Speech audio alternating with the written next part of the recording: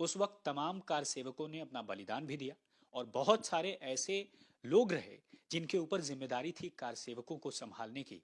किस तरह से मूवमेंट था, आज उस दौर को कैसे याद करते हैं? मैं जुड़ रहा हूँ बीरेंद्र जुयाल जी से। आपका बहुत बहुत स्वागत है।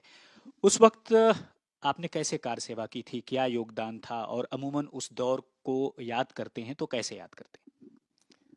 माननीय अशोक सिंघल जी ने मुझे विश्व हिंदू परिषद में लिया था। और सौभाग्य तो ये था कि मैं उस समय राम मंदिर आंदोलन अपनी बड़ी तीव्रता से चल रहा था देश भर में। और थोड़ा सा कष्ट ये था कि तत्कालीन जो सरकार थी, मुलायम सिंह जी की सरकार उत्तर प्रदेश में, उन्होंने हमारे कार सेवकों को बुरी तरह से उनको गोलियों से भूना, मारा। सरयू का वो पुल अभी भी याद आता है कि कैसे हमारे सैकड़ों सैकड़ों कार सेवकों की वहां लाशें पड़ी हुई थी। मुझे मैं जिला मंत्री था उस समय विश्व हिंदू परिषद का, रामकृष्णपुरम जिला का। और हमारा जो अंतर्राष्ट्रीय कार्यालय है उसी जिले के अंतर्गत था, उसकी जिम्मेदारी थी।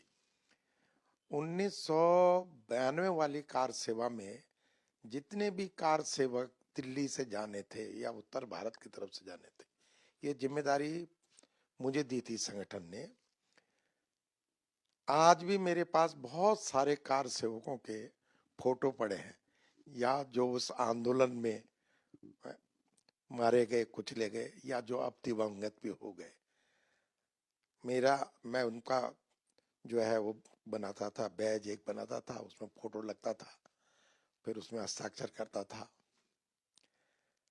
बहुत तकलीफ होती है उस समय को याद करके कि कैसे आंदोलन को इन विधर्मी सरकारों ने कुचलने की कोशिश की और कुचली।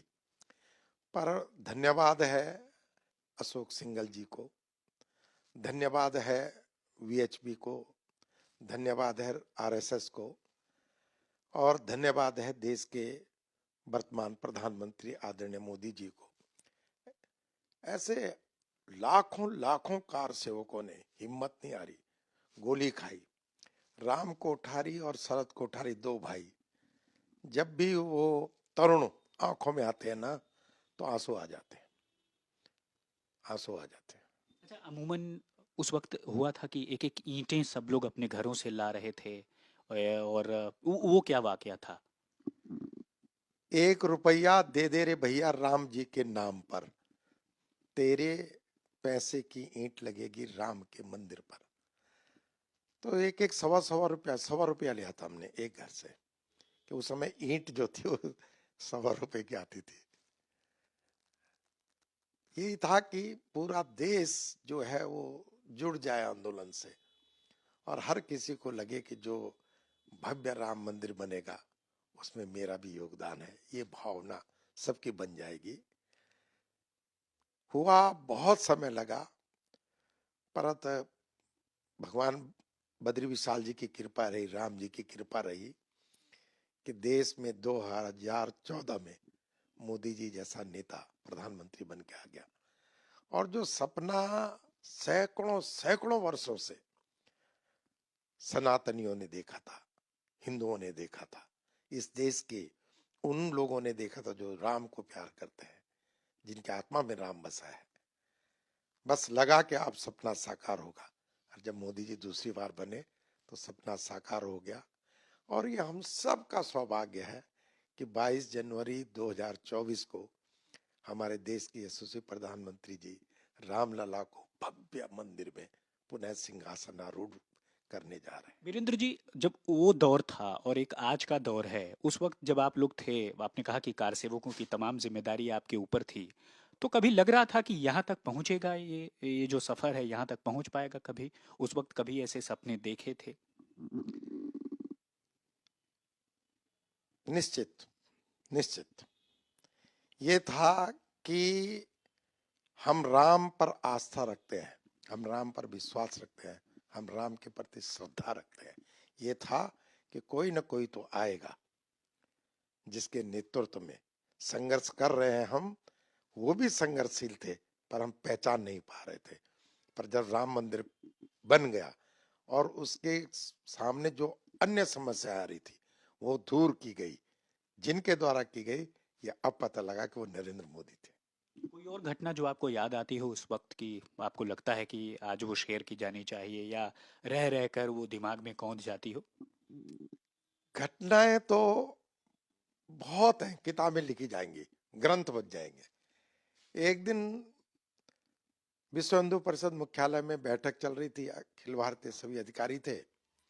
तो इतने में क्या हुआ कि एक सूचना गृह मंत्रालय से आई कि रितम्बरा जी पे टाड़ा लग गया है। तो जैसे ही खुसफुसाहट हुई तो थोड़ा इधर उधर बिखर गए लोग। तो मुझे अच्छा वो है कि दीदी माँ रितम्बरा जी, मैंने एक दुल्हन जैसा जोड़ा उनके लिए मंगाया। और जब मेरे ऊपर जिम्मेदारी आ गई कि उनको कहीं ले जाओ जो टाड़ा, ये उनको गिरफ्तारी ना हो सके, तो दुल्हन का सूट मैंने पहली बार, शायद जिंदगी में पहली बार दीदी माँ ने पहना होगा, मैंने उनको पहनाया। और मेरे कैसे तमाम मुश्किलों से मैं उनको पहले अपने बड़े भाई के घर ले गया। टेलीविजन के साथ उस समय 2 ही चैनल होते थे, दोनों चैनल दिखा रहे कि रितम्बरा पे टाड़ा। तो मेरी भाभी जी रोटी बना रही थी, उनके हाथ कांपने लगे। तो रितम्बरा जी की नजर पड़ गई, कहती वीरेंद्र कहीं और चलते हैं, भाभी जी डर रही है। मैं कहा नहीं, अगर आचार्य गिरिराज किशोर जी ने मेरे ऊपर ये व्यक्त किया है तो आपको टाड़ा से कहीं न कहीं दूर रखना, जो आप गिरफ्तार न हो सके, ये मेरा कर्तव्य। नहीं तो मैं अपने प्राण दे दूंगा पर आपको गिरफ्तार नहीं होने दूंगा। और हमने 5 दिन तक रितम्बरा जी को ऐसी जगह पे अपने ही परिवार में रखा, रिश्तेदारी में, कि वहां पर रितम्बरा जी भी राम जी के भजन करती रही। और जिनके घर में रखा वो फिरोज शाह रोड, एड्रेस तो नहीं बताएंगे, परंतु ये रहा कि हमारी भाभी की चाची भी राममय हो गई, रितम्बरा जी तो राम की भक्त ही। ऐसे अनेक घटनाएं जो एक बार मेरे घर पे पुलिस वाले आ गए। हम तो चुप वो थे, भूमिगत जिनको बोलते हैं। तो पुलिस वाले पहाड़ी बन के आए, अपने ट्रंक लेके आए कि हम तो उनको मिलना चाहते हैं, हम उनके गांव से आए। तो उन्होंने, लोगों ने कहा कि नहीं, वो तो है नहीं। तो ऐसे कई वाकयात मतलब जब सामने आते हैं ना, पर मैं धन्यवाद दूंगा कि एक पुलिस अफसर को भी मैं ऐसे समय पर याद करूंगा। उस समय वहीं रामकृष्णपुरम थाने में थे, आज हमारे बीच में नहीं है। उन्होंने बहुत मदद की हमारी, बहुत मदद की। मैं आज इस आपके चैनल के माध्यम से उनको भी श्रद्धांजलि देता हूं कि कैसे कैसे जगहों पे उन्होंने हमारी मदद की थी। भगवान राम जी जानते हैं, आज जहां भी हूँ मेरे राम जी के चरणों में हूँ, उनकी आत्मा। और वीरेंद्र जी के चेहरे के भाव को देखकर समझा जा सकता है कि उस वक्त जब ये इनके ऊपर कार सेवकों की जिम्मेदारी थी, तब शायद उन्हें भी यकीन नहीं होगा कि आने वाले वक्त में एक दिन ऐसा आएगा जब रामलला की प्राण प्रतिष्ठा करेंगे, वो भी देश के प्रधानमंत्री नरेंद्र मोदी। कैमरामैन अनिल के साथ राम किंकर सिंह, आज तक के लिए।